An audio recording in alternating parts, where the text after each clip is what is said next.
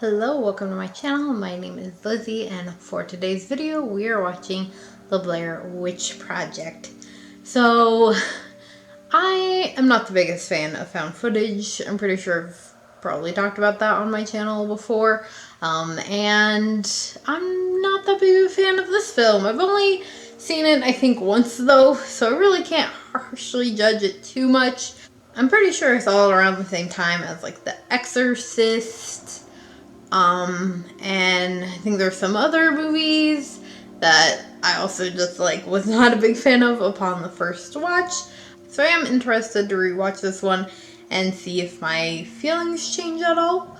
And I'm just gonna go ahead and watch it. I did have to run it on Amazon Prime, so there will be an affiliate link in the description if you want to run it and watch it as well. But I will be back to let you know my thoughts. Did you take it? No, I didn't take the fucking map, man. I'm not playing head games, man. If anyone's playing head games, you're playing head games, but I'm not playing head games. I don't have it. We have to go. I'm serious, I don't have it. Are you fucking serious? I'm fucking serious, I don't have the map, okay? Okay, so just finished with the watching the Blair Witch Project, and to be honest, upon this rewatch, it was definitely a lot more terrifying this time.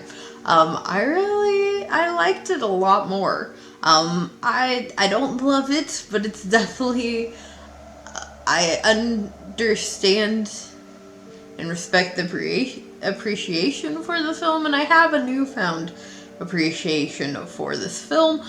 It is also, it's late and it's windy here and I was getting tired, so a lot of elemental feelings playing into as well with watching this film.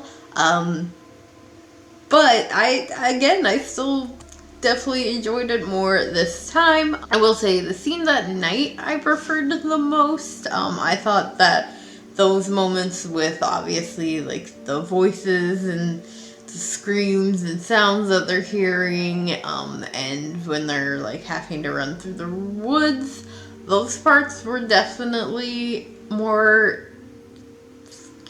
scarier, and enjoyed those more.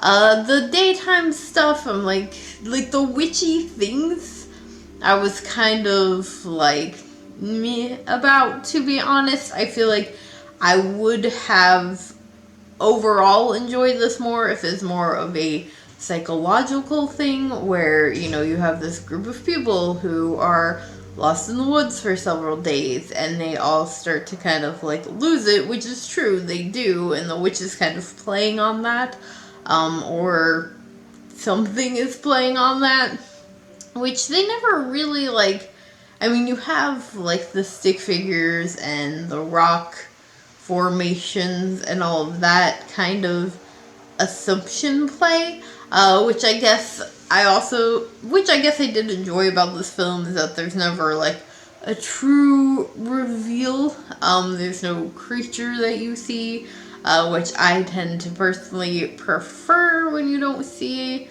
this whatever mystical creature it is. But yeah, just those witchy parts, I'm kind of about.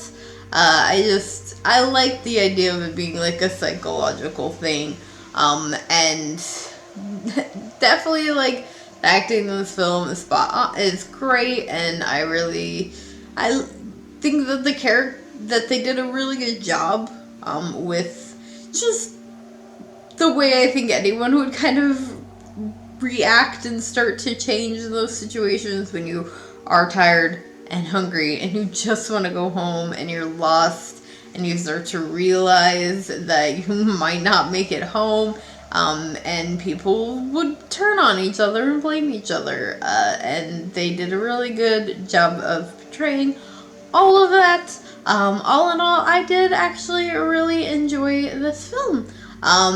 The ending, last shot, I know everybody gonna love that. And when they're going through that house, it's definitely on the edge of your seat moment, when they're in there, I'm just oh my god, it's gonna happen. And I mean, did kind of know, we all kind of know that famous, like, last shot of Mike standing there and he's facing the wall. And then Heather drops the camera. And it's just how the film ends. And I know a lot of people, like, love that scene. Like I said, it's kind of an infamous scene. For me, I'm just like, it's okay. It's an okay ending.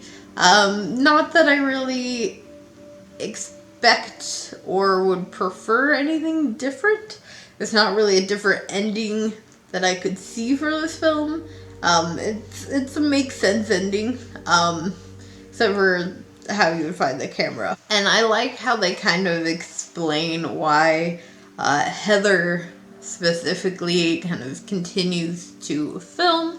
That it's her way of, like, looking at the situation literally through another lens, and that if you view it like it's just a movie, then it's not as scary. And so she's viewing it, so if she's viewing it through the lens, then she can view it as if she's just making a film and maybe everything around her that's happening isn't real.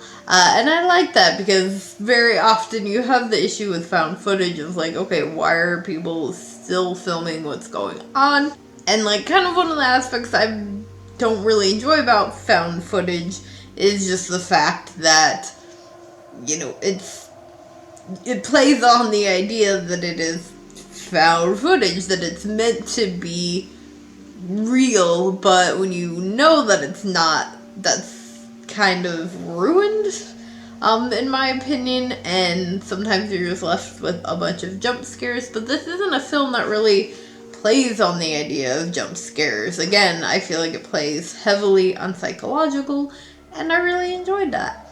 So I did end up actually really enjoying this film. I don't think it's something that I'll probably watch too often, but maybe pop it in every now and then. Give myself some time in between views, because I do think it is a good one to watch when you don't have it memorized. There's just some films like that that are best enjoyed minimal amounts of times. Does that make sense? You guys get what I'm saying. But yeah, I definitely have a new view on this film. So if you have seen the Blair Witch Project, which I'm sure most of you have, let me know your thoughts on it in the comments below. If you did enjoy this, please do give it a big old thumbs up. Make sure you hit the subscribe button for more horror related content, and I'll see you guys again tomorrow with another video. Bye!